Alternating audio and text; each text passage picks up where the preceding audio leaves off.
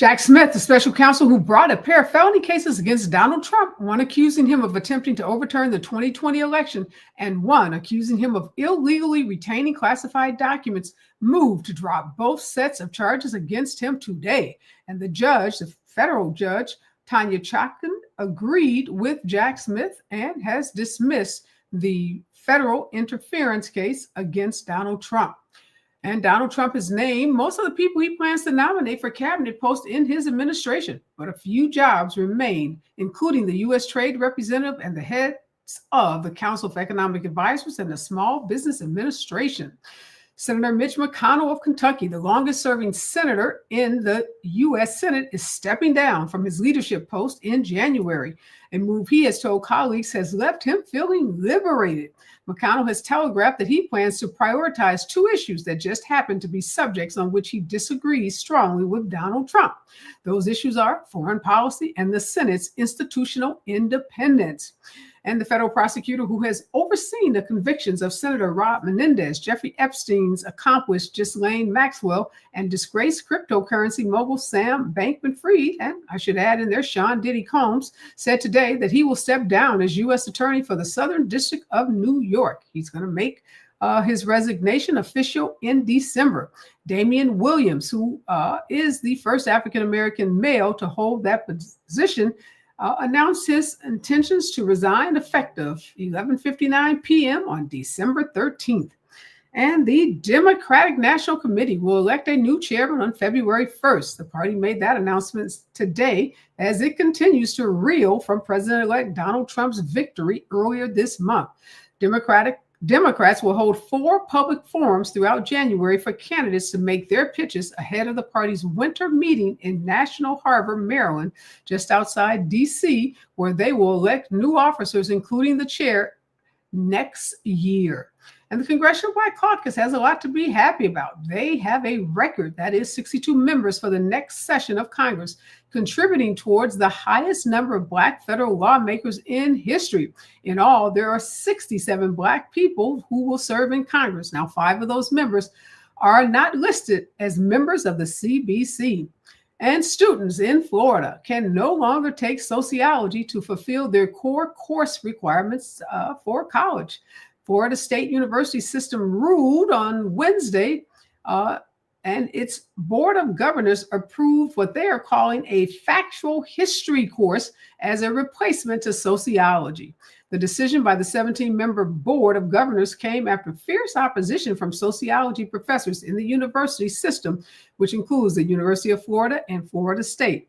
Now, Florida says that sociology has been corrupted by woke ideology. And this factual history course is going to teach, quote unquote, facts rather than indoctrinating students with what Florida's Governor Ron DeSantis calls woke, and sometimes he calls it woke nonsense. And the selection of 2 billionaire investors, Scott Bessent and Howard Lutnick, cement a hold by Wall Street executives over the 2 most important economic posts in any president's administration. That is over the Treasury Department and the Department of Commerce. Now, Donald Trump's choices to lead his economic team show the prominence of billionaire investors in setting an agenda that is supposed to be one that's going to fuel the economy for blue collar and working class Americans. But skeptics have their doubts, saying that these picks from Donald Trump indicate that he continues along a pathway that will create a set of tax breaks for his billionaire buddies and will do nothing to benefit those who are struggling and those who he promised to improve their economic position if he indeed were elected president. This is the news of the day, and this is Areva Martin in real time, and I'm your host, Areva Martin. This is your one-stop destination for today's trending news, expert analysis, and my unfiltered opinions. In this hour, I'm joined by Dr. Michael Fauntleroy. He's a professor of policy and government at George Mason University, and a little later in this hour, Alan Orr, the founder of Orr Immigration Law Firm, will be joining us. And as I just said, the Democratic National Committee will elect a new chair on February 1st. So in hour 2, we're going to go a little deeper. We're going to dig behind that headline and bring on a guest that's going to help us make sense of what's going to happen at this February 1st election that's set by the DNC. We know that the Democrats are going to hold these public forums throughout the month of January, where candidates are going to get to make their pitch to the Democratic members, or the members of the DNC. There's about 448 active members. And these members include party insiders, elected officials, and leaders of allied groups like unions from across the country.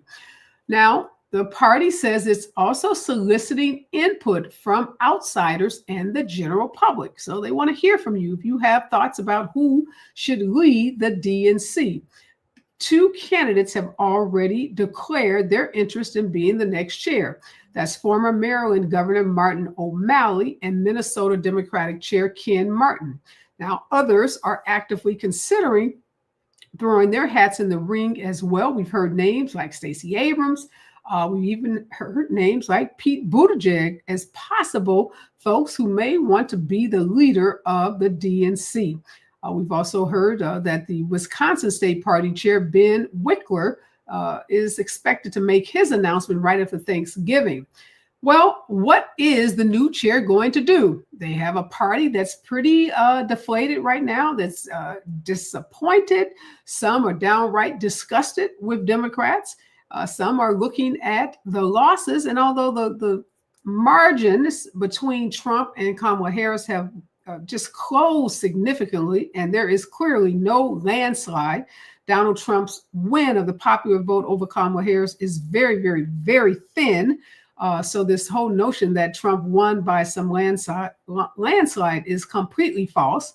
Now, he did, best her in the battleground states, and that's where the game is played. But it is clear that he did not, this was not a runaway race as it appeared to be on election night when we were asking where were those 15 million Democrats. The race is down to probably less than 2 million votes that separate the 2 candidates.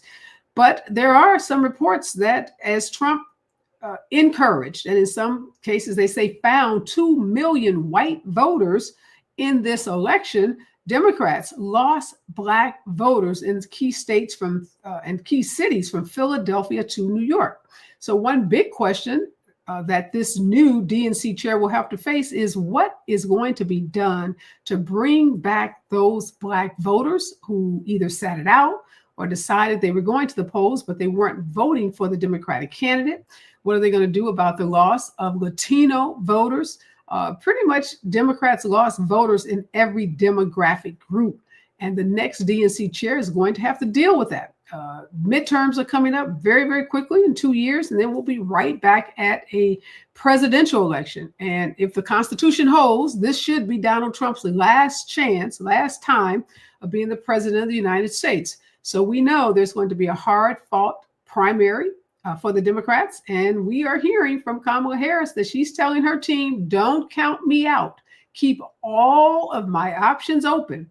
And I'm sure she's looking at those vote totals saying, gee, this was a really, really, really close election, and that this could be winnable with more time and with a different climate and not running against a Donald Trump as candidate. So there's a whole lot going on with the DNC and the Democratic Party, and we have the perfect person in hour 2 to help us make sense of it. Is Alvin Tillery. He is the co-founder of 2040 Strategy Group, and he's a really prominent national pollster. So he has his fingers on the pulse of what happened in this election, and he's going to give us some insights into what we can expect going forward. So if you've been wondering what the Democrats are going to do, particularly around winning back Black voters, make sure you stick around for hour 2. And that brings me to kind of what I'm thinking about before I bring on my guests. And I don't know about you, but I'm sure you've seen all these posts from these folks who are having voters' remorse and the response that many are having to Nick Fuentes, who has been trolling female Harris supporters with this phrase, this horrifying phrase, your body, my choice.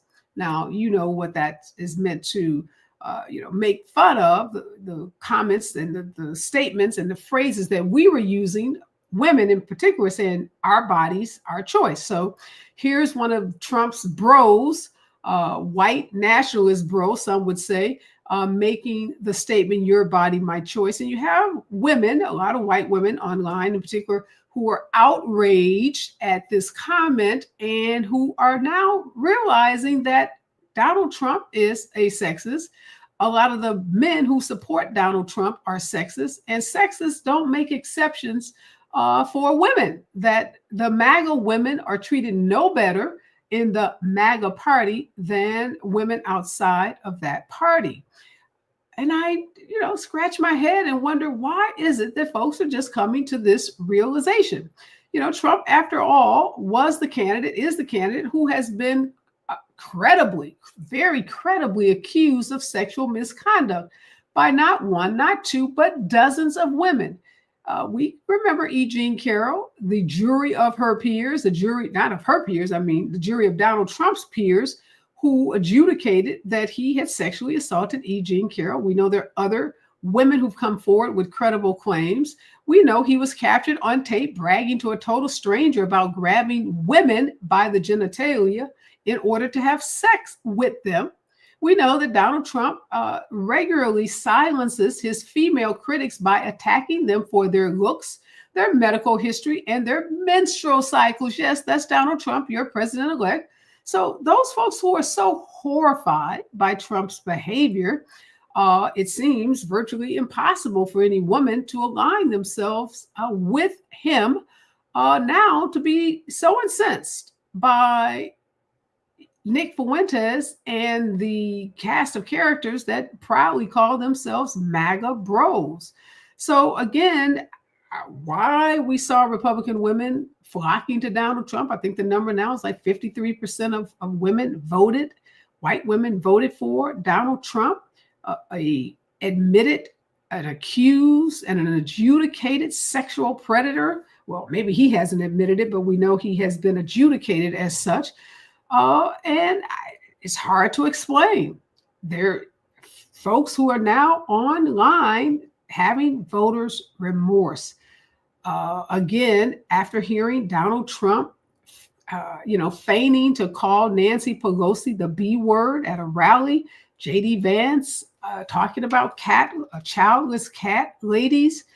Somehow, I guess those women thought that they were an exception, that when these white men were making these comments about women, that somehow those men were not talking to them. Folks can oftentimes say that they're not in a group that's being assailed. But I think the realization by Nick Fuentes and others like him, their comments are making it pretty clear that you are not an exception. You are not an exception. There are no exceptions to the sexist folks like Nick Fuentes, like Donald Trump, like J.D. Vance. These guys don't make exceptions, and you are not going to be treated any better than Black women or Latin women or Asian women or those, white women who did vote for Kamala Harris. And at this point, folks are really tired of trying to figure out why all of a sudden you're coming to the realization that Donald Trump treats all women poorly. Well, that's one for the ages. I don't have an answer to it. I don't know if anybody does, but again, I just scratch my head when I see these comments again and again on social media. I'm really sick and tired of folks. You voted for them, live with them. We all have to suffer the consequences because of your choices. When we come forward, more today's news right here on KBLA 1580. Stay with us. You're listening to Areva Martin in real time on KBLA Talk 1580.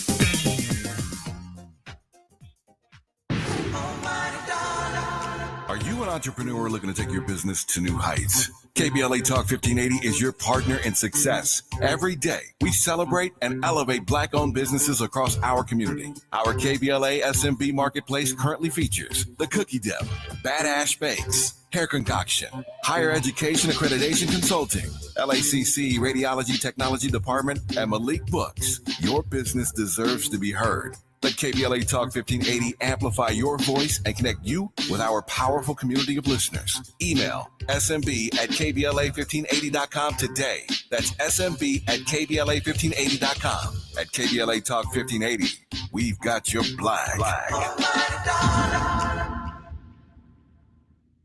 We're thrilled to announce that the Dear Future Wifey podcast is now available on the Urban One Podcast Network.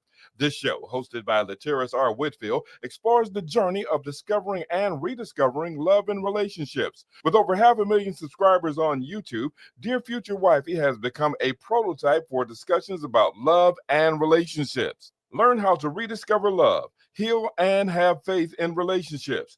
Go to urbanonepodcast.com or wherever you get your podcasts. Did you know that 1 in 6 African American men will be diagnosed with prostate cancer? This month, every time you purchase Gillette's family of products, they'll donate to support Movember. Whether you're looking for Gillette's Best Shave, a regimen to help prevent new shave irritation and bumps, or award-winning beard care products, every Gillette purchase can make a difference in the fight against prostate cancer. Visit pggoodeveryday.com/Movember for details. Exclusions apply. KBLA Talk 1580. We've got a lot to talk about. KBLA Talk 1580 reminds you, when we fight, we win. The Youth Justice Coalition is challenging America's addiction to incarceration and discrimination. YJC works to dismantle policies leading to mass incarceration, law enforcement violence, and the school-to-prison pipeline. Their approach, transformative justice, community intervention, free LA high school, legal defense, and system monitoring. YJC promotes safety without relying on prisons. Their goal, prevent system contact and help people exit the system through direct action, advocacy, and education. Want to get involved or need help? Call 323-235-4243. That's 323-235-4243. Join YJC in creating change. When we fight, we win. KBLA Talk 1580, your voice for justice. This is a community call to action from KBLA Talk 1580.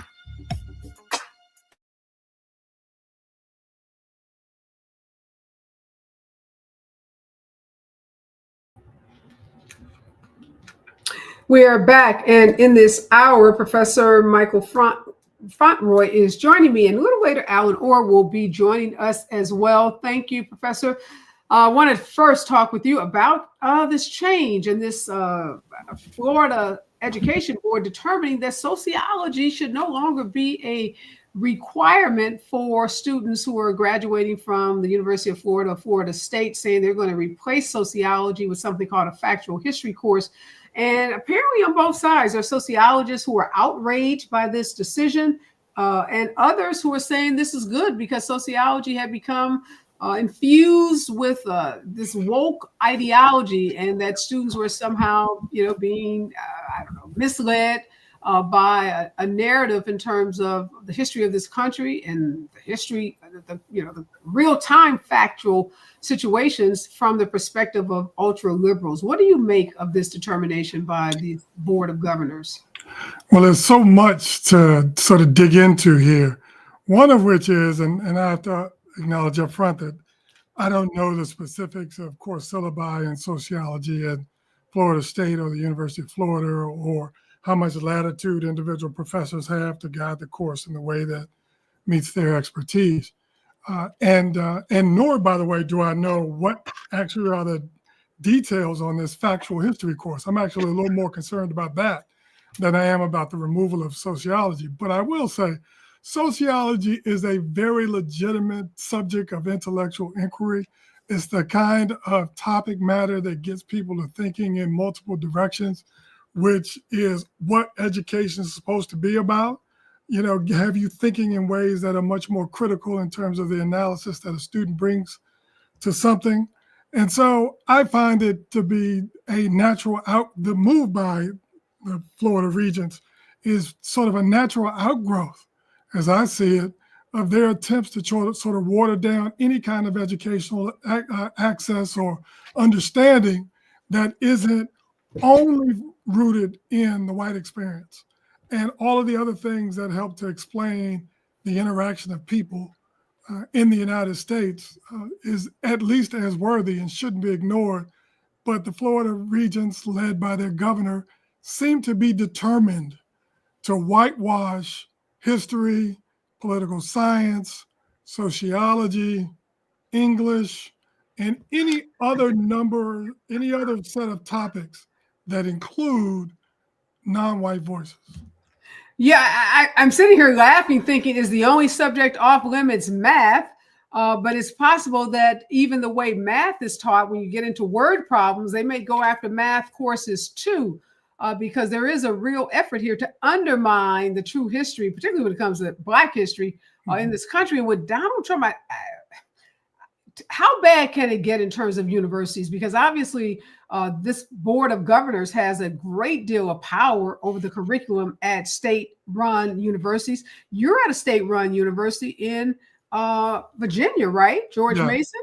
Yes. So if there is a Republican board of trustees that decide that we don't want any courses taught, that relate to Black history or tell the story of slavery in the way that we know it, can't that just be accomplished with a majority vote in some cases? So, Areva, this is a fascinating sort of story because public university professors around the country have to begin to think about this. Yes, I teach at a public school, the largest public college or university in the Commonwealth of Virginia. And about a year ago, the governor issued a mandate that certain courses at Virginia Commonwealth University in Richmond and at my institution, George Mason University, be reviewed by the governor's office to make sure that they are not engaging in certain kinds of teachings. I teach a course in race and American politics. So you can imagine my course is in the crosshairs. And so it's worrisome to me. The current board at George Mason University now is a majority of now has a majority of members appointed by Governor Glenn Youngkin. So they can move on this in this kind of direction if they wanted to. I think Virginia is different from Florida. It's not as sort of torn up around this kind of stuff as you see in other parts of the country. But if it's Florida, why can't it be South Carolina? Why can't it be Georgia? Why can't it be Mississippi, Tennessee, Kentucky, Texas, Ohio? I mean, just call it. I mean, any number of states could follow this path, at which point things get to be really, really dicey. The good news, though, is that most of these colleges and university boards and and governors, they don't really have the stomach for the long-term work that's going to be required to monitor some of this stuff. It's one thing to put a policy in place. It's another thing to follow up to make sure that it's being properly or rather administered in the way that you want. Now, I understand in this case, they're doing this for clicks. They're not doing this to make real change, in my view, because it's really about elections. But I do think it's something that needs to be worried about across the country. Yeah, this, like so many other things that we've seen just since this election, I just wonder if people really thought about it. The Senate introducing a bill, Republican senators to, eviscerate any diversity, equity, and inclusion programs throughout the government. Donald Trump saying that he's going to go after colleges and universities that used, as he said, DEI programs to discriminate against white students and suggested that he would pay those white students reparations. I just wonder, Professor, were people thinking about the dismantling of diversity, equity, and inclusion, the potential of reparations being paid to white students, the evisceration of courses like sociology, getting folks involved in developing curriculum for colleges and universities that aren't historians or aren't necessarily skilled or experienced in these areas. It just feels like to me, and based on what I've been reading about white women having remorse, just feels like people weren't thinking. Well, I'm gonna go in a different direction on that, in part because I think they were thinking. They just weren't thinking about the things we thought were important. This election, in my view, and a lot of the analysis, the post-election analysis, in my opinion, has been really bad. I mean, the overwhelming majority of it has been really bad because it doesn't give an honest voice to the role of patriarchy and misogyny and racism in the overall outcome of the election. So roughly 62% of non-college educated white women voted for Donald Trump. Well, why did they do that? I don't think that a vast majority of those folks are thinking about college curricula, but they ought to be thinking about the impact that Trump administration could have on their wages and other economic issues that they seem to think that he was going to fix when he already had a track record that showed he wasn't. So I do think that there is some buyer's remorse, but we're 3 weeks in. I mean, what a year from now, I just think we're going to revisit this. And I just got to tell you, and you mentioned this in your opening monologue, the 2026 elections are going to be very, very interesting in this regard. Yep. We'll see what that voter's remorse really looks like when people get to go back to the polls. And to your point about the post-election analysis being so bad, I think obviously you are not alone in that sentiment. I've seen reports that says the ratings on cable news stations are tanking, like 25, 30, 40% loss in audiences because people are frustrated. People feel like in some cases they were sold a bill of goods, that all of that analysis, all of the false equivalency, all of that just turned people off, and people have turned away from politics. They just don't want to hear it.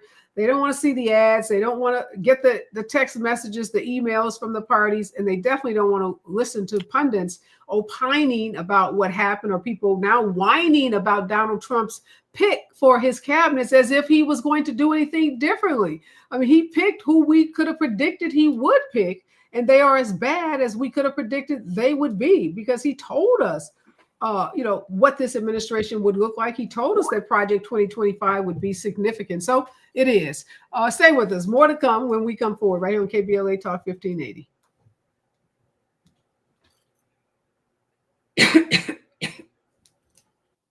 Forward.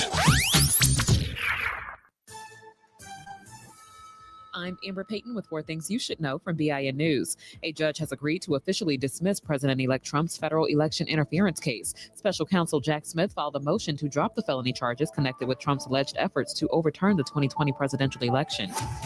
Thanksgiving airline passengers can bring their turkey on board as long as they check the gravy and cranberry sauce. TSA's general rule is that if it can spill, spread, spray, pump, or pour, and it's larger than 3.4 ounces, you'll need to check it. The Old Georgetown Cemetery in Kentucky honored 49 U.S. colored troops with a historical marker over the weekend. Veterans Willa Gentry and Jim Seaver identified many soldiers, some buried in unmarked graves.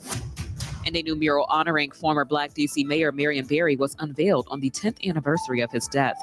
Mayor Muriel Bowser and former First Lady Cora Masters Barry attended the ceremony. The mural spans 3 panels highlighting Barry's life. Get BIN News on demand 24/7 at BINnews.com. Crash in Irwindale. This is on the 605. Making your way northbound at Arrow Highway. They're clearing it out of the 2 left lanes. Delays are loading up away from Live Oak Road, Bell Gardens. It's a crash. 710 southbound at Florence. That's where everyone's been cleared out of lanes to the right shoulder. Delays away from Cesar Chavez. Long Beach, another wreck. This one's on the 91 eastbound after the 710. Off to the shoulder, lanes are open and delays are definitely there, leaving Avalon Boulevard. Out to Anaheim Hills. This is the 91 eastbound loading up at Weir Canyon. Delays all the way to Gypsum Canyon Road and the Cajon Pass on the 15 southbound before Kenwood. The 2 right lanes remain off limits due to an earlier crash. Delays from Joshua Street. Hi, I'm Kyle at Blindster.com. Blindster is a family-run business that began in 2010, and we've sold millions of custom blinds, shades, and shutters and received over 100,000 5-star reviews. Don't hire an expensive pro. Do it yourself and save big at Blindster.com. This is the KBLA Sports Minute with Ray Richardson.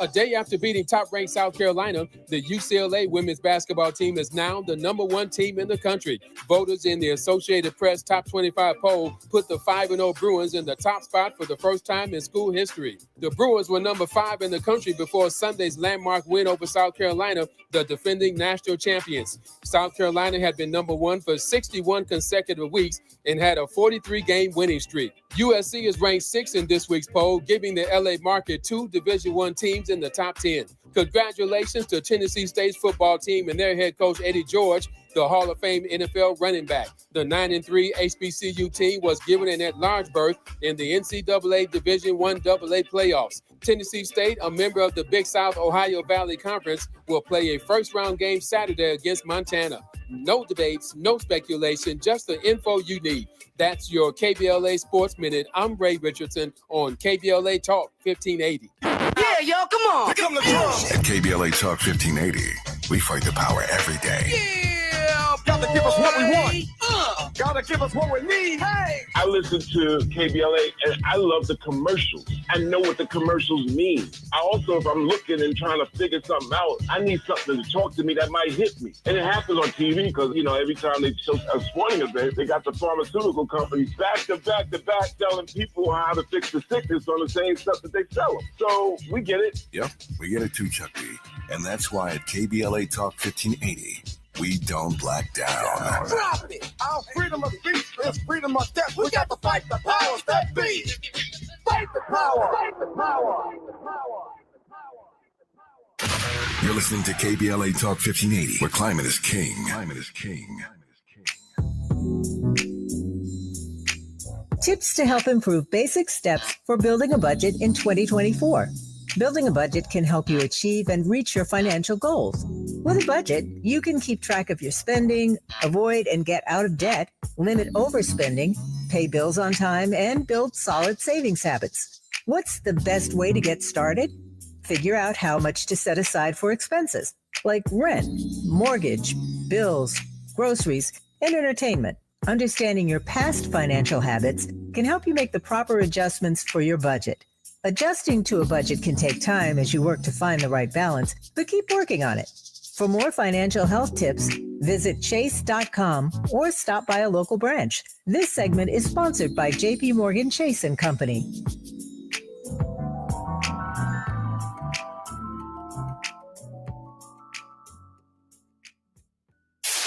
KBLA Talk 1580. We've got a lot to talk about. KBLA Talk 1580, connecting you with services and solutions. If you need help getting your resume in order, finding job training, or landing a job, we've got 3 great options for you. First, the City of Los Angeles has WorkSource centers across the area offering free job support. The California Workforce Development Board can help you with everything from GED prep to vocational training at no cost to you. On the federal level, the Department of Labor's American Job Centers offer a full range of services for job seekers and businesses alike. Visit careeronestop.org, or for more info, just call California's Help Center or visit cwdb.ca.gov or call 916-657-1440. For the City of Los Angeles programs, go to ewdd.lacity.gov or call 213-744-7300. All these services are free to help you get your next job. This is a community call to action from KBLA Talk 1580.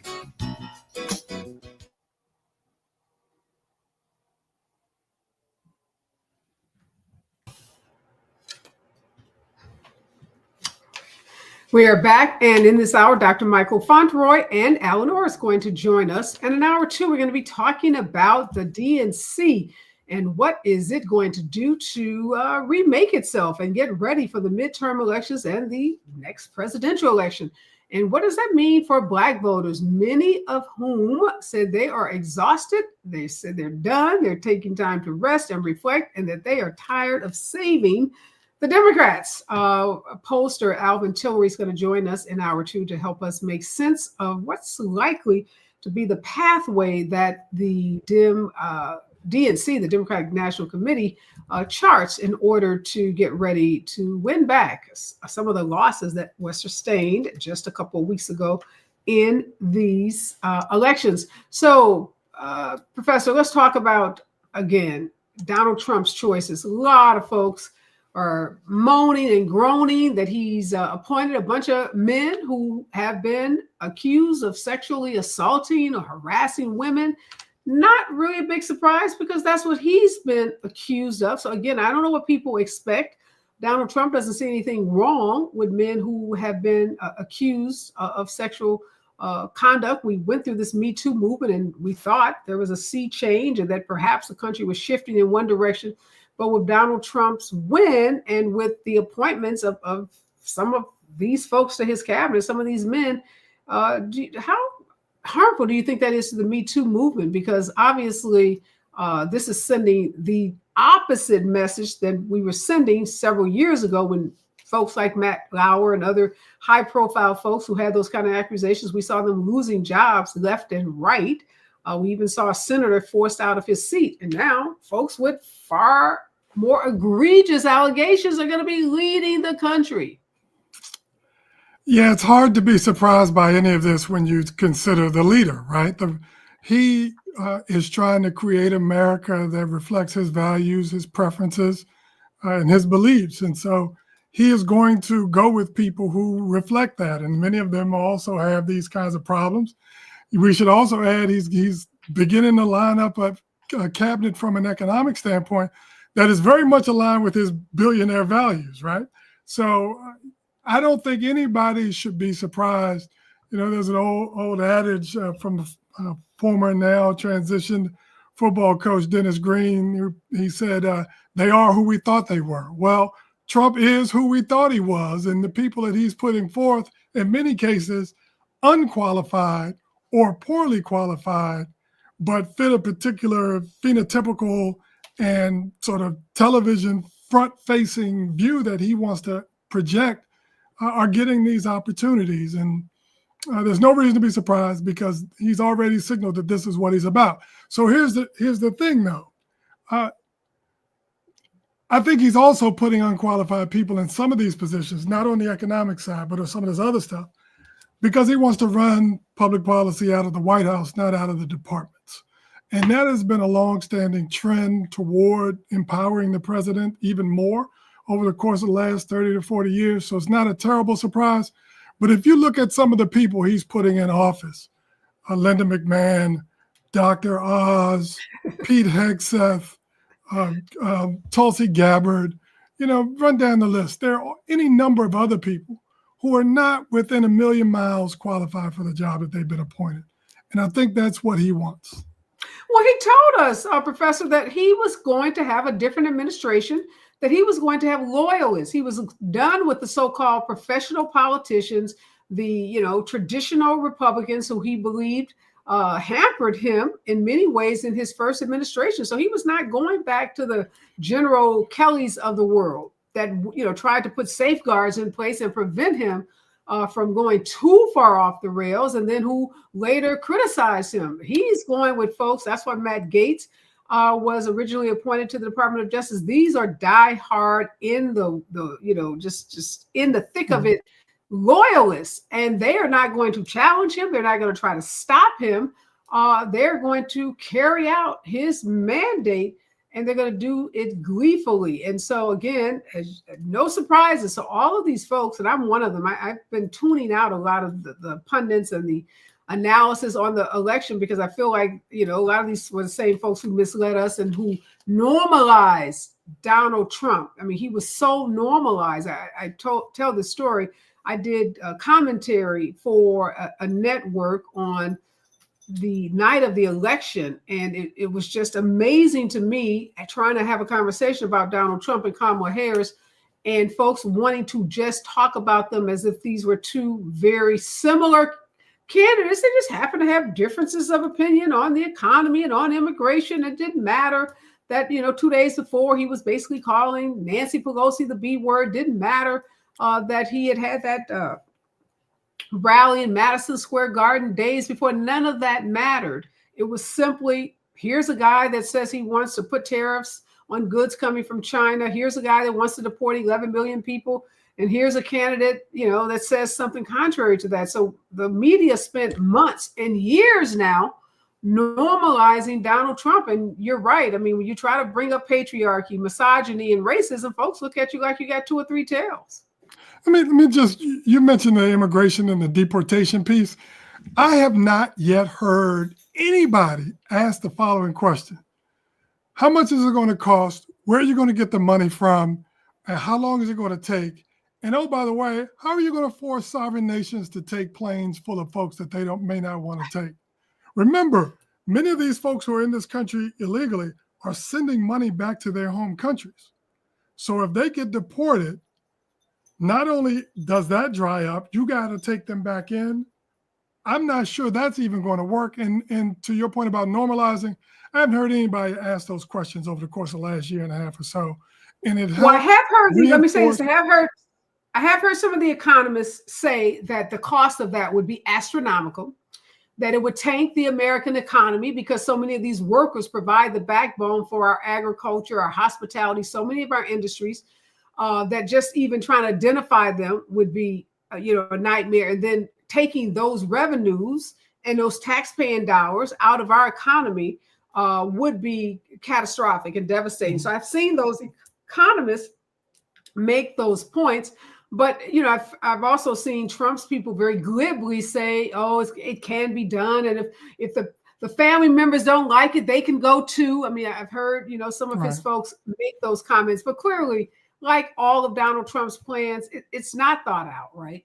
There no is plan. No, it's not a plan. Yeah. It's not. It's a concept. It's a concept. I have concepts of a plan. Yeah, but to your original point here, I think a lot of what we saw also reflected what I believe to be the real problem here, and that is our overwhelming civic ignorance around how the political process works. The president just can't walk in and snap a finger and things get done. There are processes. For example, you talk about normalizing things. This Department of Government Efficiency that has been talked about. Everybody should know that's not a real department. Departments are created by Congress. The cabinet secretaries that lead those departments have confirmation hearings before Congress. There are budgets that are put in place. None of that stuff exists here, and it's not going to.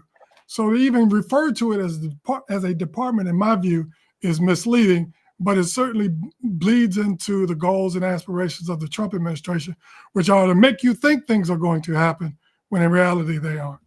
And we already know Vivek Ramaswamy, who's supposed to be co-chairing that with Elon Musk, has major ethical issues or ethics issues because he has contracts with some of the same contracts that involve the federal government, the same government that he's been tasked to cut the budgets of. And as you said, same with Musk. Same with Musk, yes. Same with so many of the folks that Donald Trump has appointed. He just kind of dangles these carrots and makes these really wild, extreme pronouncements, and people get excited about it. And how many times have we been down we're going to cut the waste, fraud, and abuse out of the federal government, only to find out that most of it is not waste, fraud, or abuse, that very little of the U.S. government ends up being that, and that there's no stomach in the Congress and Senate that makes decisions about budgets to do major budget cuts, particularly when you start talking about programs for children and seniors and families. So it's just selling a bill of goods to, as you said, profoundly ignorant voters. And we have to be, let's just we got to tell the truth about that. We got to just tell it. We cannot sugarcoat it. I'm not calling you a deplorable. I'm not calling you garbage or any of those other terms. We are factually stating that our country is full of people who are ignorant about the political process, about how government works, the branches of government. And they buy into this notion that Donald Trump can come in and stroke of a pen or waving of a wand can make things happen. And he's not going to be able to. But real quickly before we take a break, this Scott Bessent and Howard Lutnick, the two folks, Treasury and Commerce, billionaire investors, again, middle class, working class people think that these two white male billionaires are going to be working on their behalf. I just rest my case with ignorance. I just got to say ignorance, because if you believe that, you might as well go try to buy the Brooklyn Bridge or something. When we come forward, Donald Trump might as well shoot somebody in the middle of Fifth Avenue because he ain't going to jail. That was proven today when a federal court made a stunning decision about his criminal cases. Stay with us. KBLA Talk 1580. You're listening to Areva Martin in real time on KBLA Talk 1580. Add confidence to every holiday adventure and get it done with a rugged and capable Chevy truck or SUV. Find your red tag. Get 0% APR financing for 36 months on select popular Chevy models when you finance with GM Financial. Chevrolet. Together, let's drive. Offer available on all 2025 Equinox and 2024 Silverado, Equinox EV, Blazer EV, and Silverado EV models. Monthly payment is $2,860 for up to $1,000 you finance. Example down payment 22.2%. Must finance with GM Financial. Some customers may not qualify. Not available with lease and some other offers. Take new retail delivery by 12/2/24.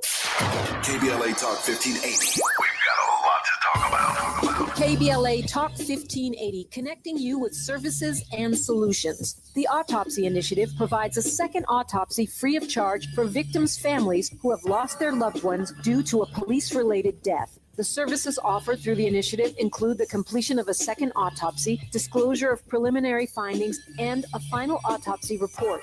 A police-related death is when an individual is harmed by police officers using deadly force, which results in an individual's death. Police-related death includes in-custody deaths, including those that arise during contact with law enforcement officers during arrest, pursuit, booking, transport, or incarceration. The Autopsy Initiative has a team of board-certified pathologists on call. An autopsy request may be completed by anyone with a close relationship with the victim, which may include the victim's spouse, partner, relative, close friend, or lawyer. To request a free second autopsy for a victim of police violence, please visit knowyourrightscamp.com. That's knowyourrightscamp.com. Then click on Autopsy, then click on Request. At KBLA, we believe in justice for victims of police violence. We say their names, and we don't black down. This is a community call to action from KBLA Talk 1580.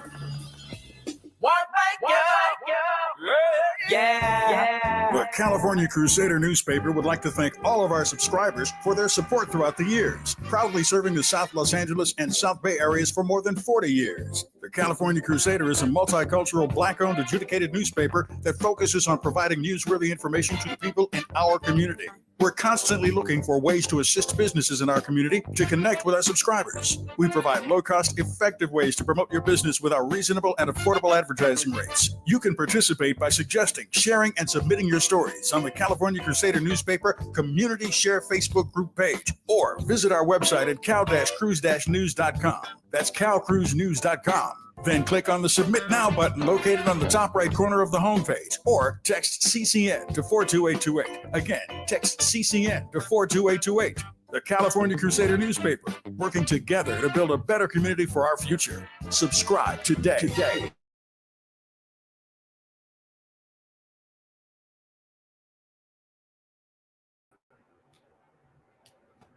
We are back. And Alan Orr, you are here just in time for the legal question of the day, and that is Jack Smith, the special counsel who brought a pair of felony cases against Donald Trump, accusing him of trying to overturn the 2020 election, and the case against him for illegally retaining classified documents. Looks like both of those federal cases are going bye-bye. Jack Smith is resigning.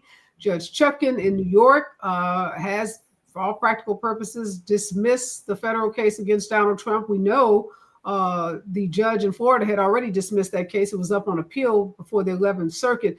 So remember Donald Trump saying in his first election he could shoot someone down the middle of Fifth Avenue in New York and not be held accountable? It looks like he just shot somebody and he's not going to jail. Yeah, so I don't know if that's, I mean, I guess that's the factual analysis. I don't know if that's the legal analysis, because he would have been in trouble if he did not win.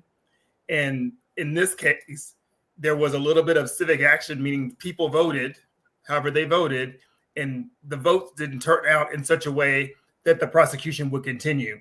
And therefore, it sort of died by the wayside. I mean, we also know that many times in court proceedings, there are agreements that are made that take something out of the courtroom into the civil area, or into just an agreement outside of the courtroom, in which people decide, we're not going to prosecute this case if you do X, if you do Y, if you do Z, right? I'm of the belief that Matt Gaetz is in that situation as well, where he sort of made a side agreement to step away from some of these things to stop having some kind of persecution. So the question is, are these cases dismissed with prejudice or not? And will it really matter that even after he leaves after this second term, I mean, there could in fact be new cases, but would they want to go back and relitigate something from this long ago? And I think the answer is no. I don't think it serves justice well at all that the case should be dismissed with prejudice, and then it is what it is. But give us the legal reason why the cases are being dismissed. Now, we know Donald Trump has filed motion to dismiss after motion. And in the case of Chutkan, those motions have been repeatedly denied. But today, Jack Smith is the one filing a motion to dismiss, and the judge is accepting that motion. Because it's Americana, because that is the American thing, that we would never sort of prosecute a president, and that is a precedent of our Justice Department. And so he's basically saying, you know, in January, the president will be over, not in a real sense, but over the largest legal department in the United States. And it has been a long policy of the Department of Justice to not go after the current president. So therefore, by president alone, it goes away as a function of the way our government has worked in a normal structure. But the president is not a normal president. Any other circumstances, we would not even have a consideration of someone sitting in behind the Oval desk, the Resolute desk, being in the situation that this new incoming president is in. What about the state case in Fulton County, Georgia? Fani Willis hasn't been in the news a lot. Still, she's fighting to stay on the case, but that case is in state court, not federal court. That's right. Well, I think there's also another New York case. I'm not exactly sure. I haven't pulled them all out yet to sort of sort through. I mean, he had so many cases that were sort of going, right? I mean, it's sort of like even the first time. So it is my understanding that that case has been shielded a little bit in the legal parameters, and that some briefing that was supposed to happen has been delayed to sort of see exactly what the parameters are. And the issue is there's no precedent for this. So for me as a United States citizen, do I think that a state court will be able to take down a president over actions that they did before that may not be seen as super egregious, not the same thing as shooting someone? I think she has an uphill battle, and the love triangle or relationship already soured that situation a lot. So I don't really think that case is going to hold much water at the end. And the final case where he was convicted, 34 felony convictions, the judge had an opportunity to sentence him before he was the president-elect, delayed the sentencing hearing, and now he's president-elect, and we see more delays. So what is the likelihood of that case being dismissed as well, and those 34 felony convictions being dismissed, and Donald Trump can say, I'm not a convicted felon? So I am not a New York lawyer, but I'm trying to figure this one out a little bit, because the convictions happened, but the sentencing didn't happen, right? So this was a sentencing hearing. So therefore, this was the final part of that. So the 34 felon part for me never goes away, because that was already a finding, right? So there's no consequences to it, or there will not be any. They'll either be suspended or delayed at some point, which again, delaying that after he's president to me seems like. But Alan, what about if they file a motion to dismiss the convictions, like a post-trial motion now saying these convictions are no longer valid? I mean, Donald Trump doesn't want those convictions hanging over his head. He wants to say that he was essentially acquitted or the convictions were thrown out. I think that would be I think that would be a difficult way to base on the facts and the findings that were sort of issued, right? Because I just don't believe that, possible. I mean, let me just say anything in this case with this president is possible, but a little bit, let me go back to what I say in immigration all the time, because this is what it really means for someone who's a non-immigrant in this country. Even if those cases were dismissed, you still were found guilty of them at one point in time. So the charges still stand in my book. You still have to answer for them. You don't sort of get to walk away with a clean slate. And for me, I think it's a badge of courage for him to have walked through all of these court cases. As he posted on Truth Social, I didn't read it. I just know he made some cocky comment about the case dismissed in the first place. And it saddens me in my soul that we see so many defenders of justice now running away from justice, retiring, leaving their jobs because of their persecuting of the rights of the American people. Yeah, and for you, Professor Farrow, let me let you jump in this conversation. Boy, this seems to suggest that the justice system is really two-tiered. We've always known it. There's the rich, justice for rich people, justice for famous people, but this is like justice for one man. Yeah, and it shows that the concerns that the three of us have long understood about our criminal justice system have been really brought to bear for everybody to see. We were talking earlier about folks sort of withdrawing from the news recently. This is yet another example of the kinds of things that demoralize people about democracy. We talk all the time about how nobody's above the law, and we know that there are, problems with that statement.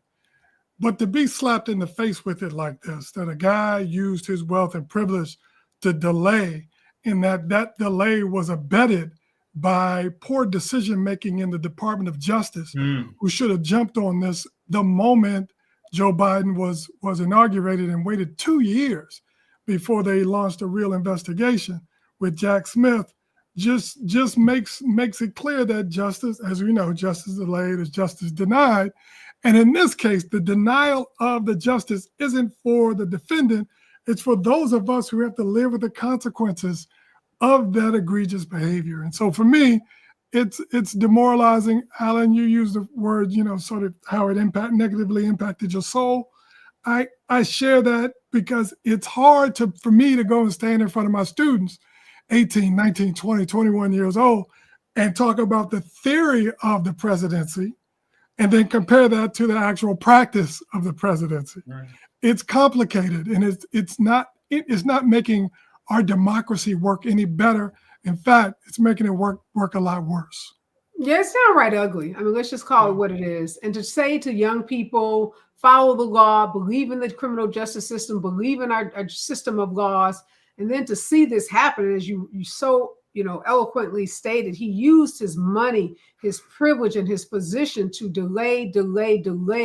And the court system, we have to call it for what it was complicit in many ways. And the Justice Department was downright negligent. You'd call it malpractice on their part for delaying in the way that they did, knowing that he was running, knowing that there was a possibility. There was always a possibility that the guy could win. I mean, we were past the sense that, any notion that Donald Trump cannot win, anybody had that notion was just ridiculously stupid because the man already won. So there was a precedent for him winning before.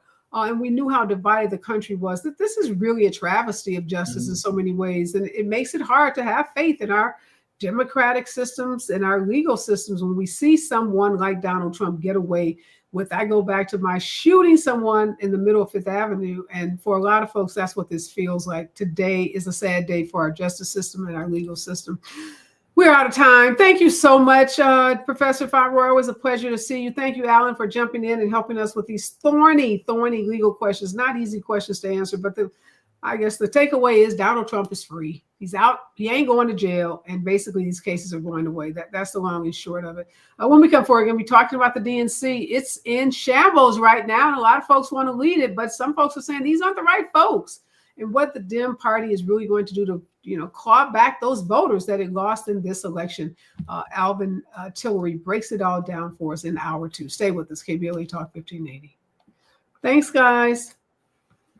See you next time. Thank you.